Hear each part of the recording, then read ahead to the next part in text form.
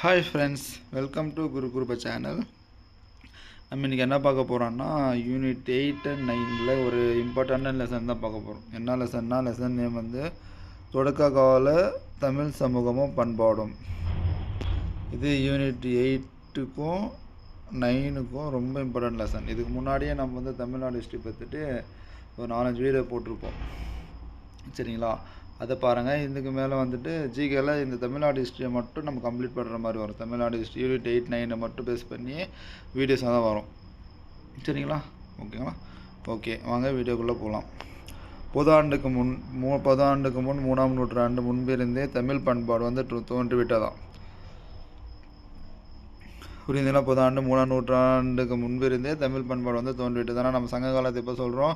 கிபி 3லேருந்து கிபி 3 வரைக்கும் தான் நம்ம சங்க காலத்தையே சொல்கிறோம், சரிங்களா? ஓகே. தமிழ் பிராமி என்ற வரி வடித்து தமிழ் மொழி முதலாக எழுதப்பட்டதா? தமிழ் மொழி முதலாக எப்படி எழுதப்பட்டதுன்னா, தமிழ் பிராமி என்ற வரி வடிவத்தில் தான் தமிழ் மொழி முதலில் எழுதப்பட்டது. ஓகே, இதுக்கெல்லாம் சான்றுகள் பாருங்கள். செவ்வியல் தமிழ் இலக்கியங்கள் தொல்காப்பியம், 17 மேல்கணக்கு நூல்கள், 17 கீழ்கணக்கு நூல்கள், 50 காப்பியங்கள், இதெல்லாமே தமிழ் வந்து இருந்துச்சுன்றதுக்கான சான்றுகள் சொல்லுவோம், ஓகேங்களா? நெக்ஸ்ட்டு பாருங்கள். தொல்காப்பியத்தை ஏற்றவர் யார்? தொல்காப்பியத்தை ஏற்றவர் தொல்காப்பியத்தில் முதல் 2 பகுதிகள் வந்து தமிழ் மொழியோட இலக்கணத்தை சொல்லுது. தொல்காப்பியத்தோட முதல் 2 பகுதி ஒன்று எதை சொல்லுது? தமிழ் மொழி இலக்கணம். 3வது பகுதி வந்து மக்களோட சமூக வாழ்க்கையை வந்து கூறுது. மக்களோட சமூக வாழ்க்கை பற்றி கூறுது. வாழ்க்கைக்கான இலக்கணம் வந்து தொல்காப்பியம் வந்து சொல்லுது. அப்போ தொல்காப்பியத்தில் 3 இயல் இருக்குது, நம்மளுக்கு தெரியும். 1 9 பகுதி இருக்கும். அது 27 பகுதி மொத்தமாக இருந்தான்னு. அதில் ஃபஸ்ட்டு 2 வந்து தமிழ் மொழியோட இலக்கணத்தை பற்றி சொல்லுது. 3வது பகுதி வந்து மக்களோட சமூக வாழ்க்கைக்கான இலக்கணத்தை வந்து கூறுகிறதுன்னு சொல்கிறோம். ஓகே.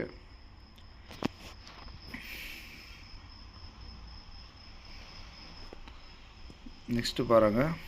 17 வந்து மேல்கணக்கு நூல்கள் சொன்னோம்ல. 17 மேல்கணக்கு நூல்கள் என்னென்ன பாருங்கள். 8 தொகை, அதுக்கப்புறம் 10 பாட்டு. இதுதான் 17 மேல்கணக்கு நூல்கள். 8 தொகை 10 பாட்டு என்னென்ன இருக்குன்னு பார்ப்போமா?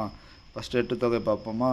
நற்றிணை, குறுந்தொகை, ஐங்குறுநூறு, பதிற்று 10, கலித்தொகை, அகநானூறு, புறநானூறு, பரிபாடல், இதெல்லாமே 8 தொகை. 10 பாட்டுனா திருமுருகாற்றுப்படை, பெருநராற்றுப்படை, பெருமனாற்றுப்படை, சிறுமனாற்றுப்படை, முல்லைப்பாட்டு, நெடுநல்வாடை, மதுரை காஞ்சி, குறிஞ்சிப்பாட்டு, பட்டினைப்பாலை, மலைப்படுகலாம், இது எல்லாமே 10 பாட்டு. 8 தொகை 10 பாட்டில் திரும்ப என்ன அப்படின்னா என்னென்னு தெரிஞ்சு வச்சுக்கோ. அதை பொருந்தாத தின கொஸ்டின் கேட்கலாம். இப்போ என்ன சொல்லுவாங்கன்னா, நட்டினை, குறைந்த, ஐங்குறுநூறு, அதுக்கப்புறம் மதுரை காஞ்சன் கொடுத்து எது பொருந்தாதுன்னு கேட்பாங்க, ஓகேங்க? அந்த மாதிரியெல்லாம் கேட்குற சான்ஸ் இருக்குது, கொஞ்சம் நல்லா பார்த்துக்கோங்க. ஓகே, கல்வெட்டு சான்றுகள் பாருங்கள். கல்வெட்டுகளை குறித்து படிப்பது கல்வெட்டியல். கல்வெட்டை பற்றி படிக்கிறது கல்வெட்டியல். மொழியோட வரி வடிவம் தோன்றிய காலமே வரலாற்றின் தொடக்க காலம். மொழியோட இந்த வரி வடிவம் இதுக்கெல்லாம் எழுத்து வடிவம் எழுதுறது, அதை தோன்றிய காலம் தான் வரலாற்றோட தொடக்க காலம்னு சொல்கிறாங்க. தமிழகத்தை முதலில் பயன்படுத்தப்பட்ட மொழியோட வரி வடிவம் தமிழ் பிராமி. நேருக்கு நாங்கள் முன்னாடி பார்த்தோம்ல, அதுதான். தமிழகத்தில் முதலாக பயன்படுத்தப்பட்ட மொழியோட வரி வடிவம் என்னது? தமிழ் பிராமி. ஓகே, தமிழ் பிராமி கல்வெட்டுகள் பாருங்கள். தமிழகத்தில் 30க்கும் மேற்பட்ட இடத்துல தமிழ் பிராமி கல்வெட்டு வந்து கற்பாறையில், குகைவாழ் இடத்துல இங்கெல்லாம் காணப்படுகிறது, சரிங்களா? தமிழ்நாட்டில் 30க்கும் மேற்பட்ட இடத்துல. ஓகே, தமிழ்நாட்டில் மாங்குளம், முத்துப்பட்டி, புகழூர், அர்ச்சலூர், கொங்கர், புளியங்குளம், ஜம்பை, மதுரை, இந்த இடத்துலலாம் தமிழ் பிராமி கல்வெட்டுகள் வந்து இருக்குது. இங்கே இன்னொரு வாட்டி படிப்போமா? மாங்குளம், முத்துப்பட்டி, புகழூர், அர்ச்சலூர், கொங்கர், புளியங்குளம், ஜம்பை, அதுக்கப்புறம் மதுரை, இங்கெல்லாம் தமிழ் பிராமி கல்வெட்டுகள் இருக்குது. வெண்டலிசம்னா என்னென்னா, மற்றவர்களின் சொத்து அழிப்பதுக்கு பேர் தான் வெண்டலிசம். மற்றவர்களோட சொத்து அழிக்கிறதுக்கு பேர் தான் வெண்டலிசம். ஓகே, நடுக்கற்கள் பாருங்கள். நெக்ஸ்ட்டு நடுக்கற்கள் வந்து எதுக்கு நட்டாங்கன்னு சொல்கிறாங்க? வீரமரணம் அடைந்தவர் நினைவாக தான் நடுக்கற்களை நட்டாங்க. நம்ம ஏற்கனவே முன்னாடி பார்த்துருக்கோம், ஓகேங்களா? நடுக்கற்கள் பற்றி தொல்காப்பியம் வந்து கூறுகிறது. நடுக்கற்கள் பற்றி எது சொல்லுது? தொல்காப்பியம். தேனி மாவட்டத்தில் புலிமான் கோம்பை, தாதாப்பட்டி. தேனியில் புலிமான் கோம்பை, தாதாப்பட்டி. புதுக்கோட்டையில் பொற்பனை கோட்டை. இங்கே கோட்டை வரதில் புதுக்கோட்டை, பொற்பனை கோட்டை. தேனி மாவட்டத்தில் புலிமான் கோம்பை, தாதாப்பட்டி, இங்கே எல்லாமே நடுக்கற்கள் வந்து காணப்படுகிறதுன்னு சொல்ல வர்றாங்க. இங்கே தேனி மாவட்டத்தில் புலிமான் கோம்பை, தாதாப்பட்டி ஒன்றத்தில், அதுக்கப்புறம் புதுக்கோட்டையில் பொற்பனை கோட்டை. அப்புறம் புதுக்கோட்டை, பொற்பனை கோட்டை, தேனி மாவட்டத்தில் புலிமான் கோம்பை, தாதாப்பட்டி, ஓகேங்களா? அப்படி ஏன்னு திருப்பி சொல்கிறேன்னா, இந்த மாதிரி சொல்ல உங்களுக்கு காதில் வாங்க மனசில் பதிஞ்சிரும். அப்புறம் தேனி மாவட்டத்தில் புலிமான் கோம்பை, தாதாப்பட்டி, புதுக்கோட்டையில் பொற்பனை கோட்டை, நடுக்கற்கள் இருந்துச்சு என்ற மாதிரி சொல்லுவாங்க, ஓகேங்களா? கிளியர். ஓகே, புலிமான் கோம்பையில் இருந்த நடுக்கற்கள் பாருங்கள். தேனி மாவட்டத்தில் வைகை ஆற்று பள்ளத்தாக்கில் இருக்கிற ஒரு ஊரில் தான் இந்த புலிமான் கோம்பைன்ற நடுக்கற்கள் வந்துச்சு. எங்கெங்க? தேனி மாவட்டத்தில் வைகை ஆற்று பள்ளத்தாக்கில் இருக்கிற ஒரு ஊரில். ஓகே,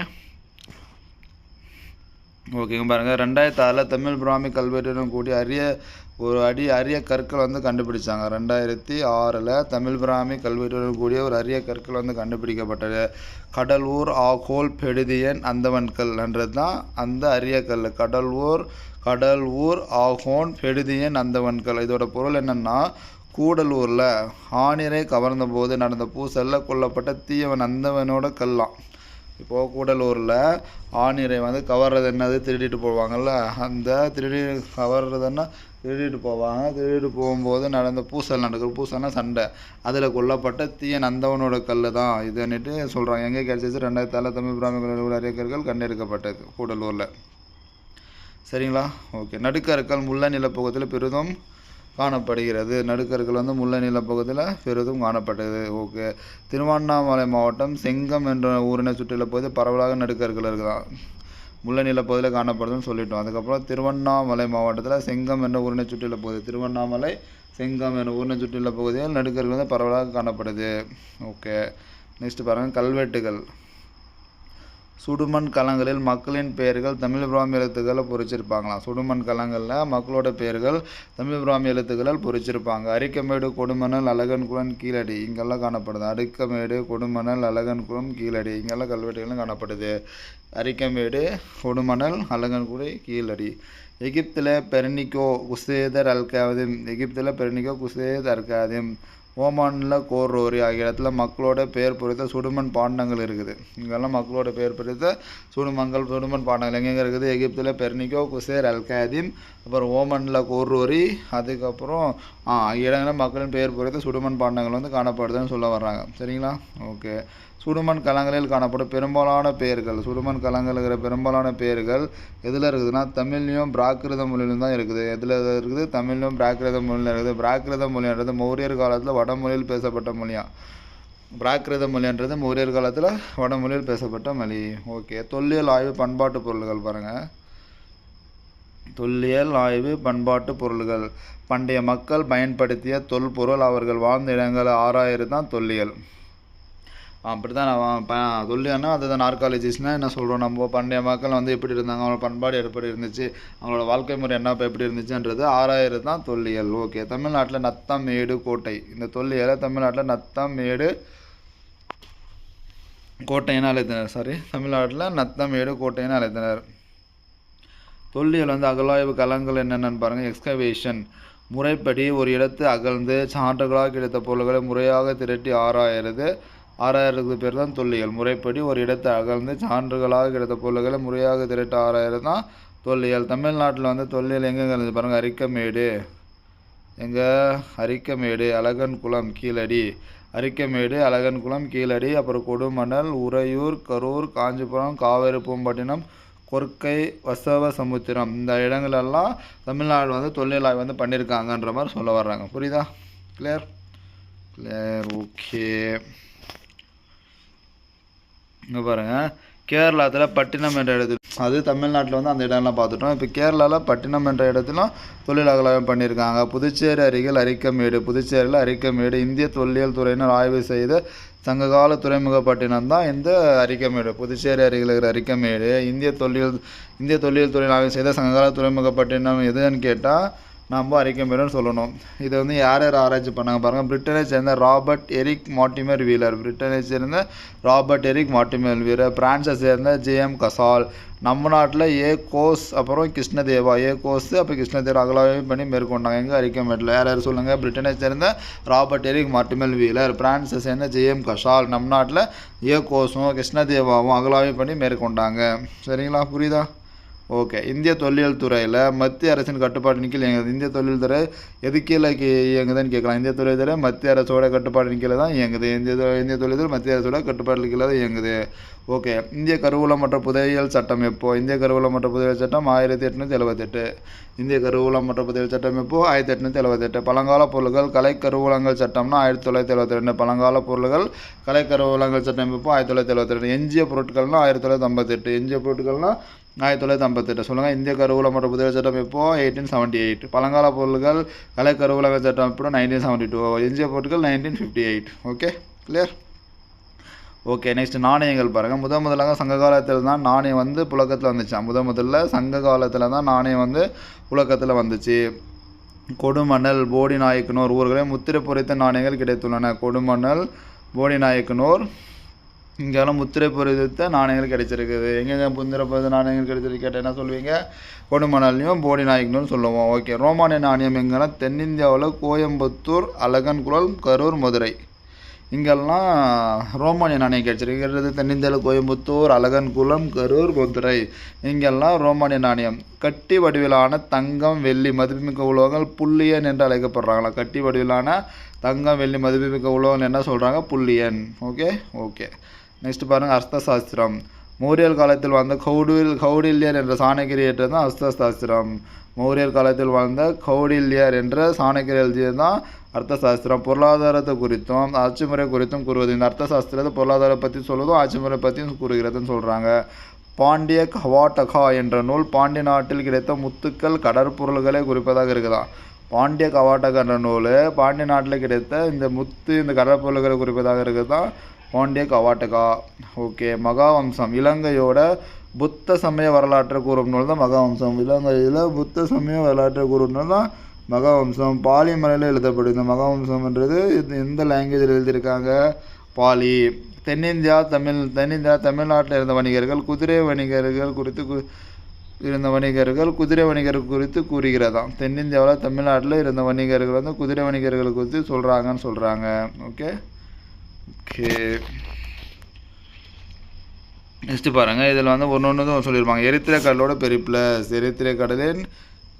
கடலின் பெரிப்ளஸ் இது வந்து பண்டைய கிரேக்க நூல். இது எரித்திரை கடல்ன்றது பண்டைய கிரேக்க நூல். பெரிப்ளஸ்னா கடல் வழிகாட்டி என்ற பொருள். இந்த பெரிப்ளஸ் அப்படின்னா என்னென்னா கடல் வழிகாட்டி. செங்கடலை சுற்றியுள்ள கடற்பரப்பு எரித்திரன் கடல். செங்கடலை சுற்றியுள்ள கடற்பரப்பு தான் எரித்திரன் கடல். முசிறி, தொண்டி, குமரி, கொர்க்கை துறைமுகப்பட்டினங்கள் குறித்தும் கூறுகிறதாம். முசிறி, தொண்டி, குமரி, கொர்க்கை துறைமுகப்பட்டினங்கள் குறித்து கூறுகிறது. இது ஆசிரியர் பேர் தெரில. இது வந்து எரித்திரன் கடலை பெரிப்ளஸ்ன்றது முசிறி, தொண்டி, குமரி, கொர்க்கை பற்றி சொல்லுது. பெரிப்ளஸ்னால் கடல் வழிகாட்டி. செங்கடலை சுற்றியுள்ள கடற்பரப்பு தான் எரித்திரன் கடல்னு சொல்லுவாங்க.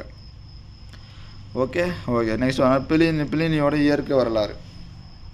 பிளினி என்றவர் என்னது? ரோமானியரான மூத்த பிளினி இதில் இருக்குது. அப்போ இது வந்து ரோமானியர் மூத்த பிளினி. இது லத்தீன் மொழியில் எழுதப்பட்டது. இது பிளினியோட இயற்கை வரலாறு எந்த மொழி? லத்தீன் மொழி. இந்தியாவோடு நடைபெற்ற மிளகு வணிகம் குறித்து இது சொல்லுது. இந்தியாவோடு நடைபெறும் மிளகு வணிகம் பற்றி கூறும் நூல் எதுனா பிளினியோட இயற்கை வரலாறு. வடகிழக்கு ஆப்பிரிக்கா அருகில் ஓசலிஸ் துறைமுகத்திலிருந்து இருக்கிற ஓசலிஸ் துறைமுகத்திலிருந்து பருவக்காற்று சரியாக வீசினா 40 நாளில் இந்தியாவை அடைந்துள்ளன கூறுகிறாராம்.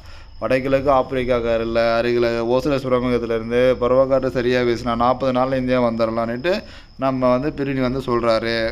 ஓகே. கேரள கடற்கரையில் இருந்த பக்காரே துறைமுகம். கேரள கடற்கரையில் ஒரு பக்காரே துறைமுகம் இருக்குது. அது வந்து மதுரை ஆண்ட பாண்டிய மன்னர் தமது கட்டுப்பாட்டில் வச்சுருந்தாராம். மதுரை ஆண்ட பாண்டிய மன்னர் தன்னோட கட்டுப்பாட்டில் இந்த கேரளா கடற்கரையில் பக்காரே துறைமுகத்தை தன்னோட கட்டுப்பாட்டில் வைத்திருந்தார் என்று வந்து சொல்ல வர்றாரு.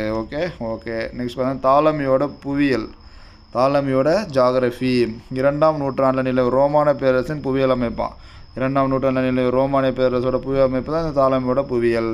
இதில் காவிரி பூம்பட்டினம், கொர்க்கை, முசிறி, கன்னியாகுமரி துறைமுகப்பட்டினம் குறித்து கூறுதான். இந்த இது தாலமியோட புவியியல் எதை பற்றி சொல்லுது? 2ஆம் நூற்றாண்டில் ரோமானிய பேரரசோட புவியியல் அமைப்பை பற்றி சொல்லுதுன்னு சொல்கிறாங்க. அதுக்கப்புறம் காவிரி பூம்பட்டினம், கொர்க்கை, முசிறி, கன்னியாகுமரி துறைமுகப்பட்டினம் பற்றியும் இந்த தாலமியோட புவியியல் சொல்லுதுன்னு சொல்கிறாங்க. ஓகே. நெக்ஸ்ட் பாருங்கள். பியூட்டேங்கேரியன் அட்டவணைனா ரோமானிய பேரரசோட சாலைகள் குறித்து விளக்கமான ஒரு நிலப்படமா? ரோமானிய பேரரசோட சாலைகள் குறித்த விளக்கமான ஒரு நிலப்படம் தான் இந்த பியூட்டிங்கேரியன் அட்டவணை. அட்டவணைன்றது ரோமானிய பேரரசோட சாலைகள் குறித்து விளக்கமான ஒரு நிலப்படம். இது இலங்கை தீவை டாப்ரோவேன். இது இலங்கை தீவை டாப்ரோவேன் சொல்லுவாங்க. முசிறிஸ்ன்னு சொல்லுவாங்க. இலங்கை தீவு என்ன சொல்லுவாங்க? Taprobane. Muziris. Okay, clear. Okay. Next பாருங்கள். வியன்னா பாப்புரஸ்ன்றது ஒரு 2 வணிகருக்கு இதை பற்றி ஒப்பந்தத்தை சொல்லுது. அது என்னென்னு சொல்ல பார்ப்போங்க. 2ஆம் நூற்றாண்டை சேர்ந்த கிரேக்க ஆவணம். இந்த வியன்னா பாப்புரஸ்ன்றது 2ஆம் நூற்றாண்டை சேர்ந்த கிரேக்க ஆவணம். முசிறியில் நடைபெற்ற வணிகம் தொடர்பான குறிப்பு இது. முசிறியில் நடைபெற்ற வணிகம் தொடர்பான குறிப்பு. இந்த ஆவணம் ஆஸ்திரேலிய தலைநகர் வியன்னா பாப்பிரஸ் அருங்காட்சியகத்தில் இருக்குதா? இந்த ஆவணம் எங்கே இருக்குது? ஆஸ்திரேலிய தலைநகர் வியன்னா பாப்பிரஸ் அருங்காட்சியகத்தில் இருக்குதுன்னு சொல்ல வர்றாங்க. ஓகே, புரிஞ்சா? ஓகே, நெக்ஸ்ட் பாருங்கள். இது வணிகருக்கிடையான எழுத்துப்பூர்வமான உடன்படிக்கையா? இது வணிகர்களுக்கிடையான எழுத்துப்பூர்வமான உடன்படிக்கை. ஹர்மாபோலான் என்ற ஒரு கப்பலில் ரோமானிய நாட்டிற்கு மிளகு தந்தம் பற்றிய குறிப்பு. ஹர்மாபோலான் கப்பலில் ரோமானிய நாட்டிற்கு மிளகு தந்தம் பற்றிய குறிப்பு. பாப்பிரஸ்னா பண்டைய எகிப்தில் பாப்பிரஸ் என்ற நாணலிருந்து தயாரிக்கப்பட்ட தாள். பாப்பிரஸ்னா பண்டைய எகிப்தில் பாப்பிரஸ் என்ற நாணலிருந்து தயாரிக்கப்பட்ட தாள். ஓகேங்களா, புரிஞ்சா? ஓகே ஃப்ரெண்ட்ஸ், இந்த லெசன் அவ்வளோதான். இந்த மாதிரி உங்களுக்கு யூனிட் 8, 9 வந்துட்டு நம்ம கண்டினியூவாக இதுக்கு மேலே பார்க்க போகிறோம். இந்த மாதிரி யூஸ்ஃபுல்லாக கண்டென்ட் வேணும்னா நம்ம குரு சேனல் சப்ஸ்கிரைப் பண்ணுங்கள். தேங்க்யூ.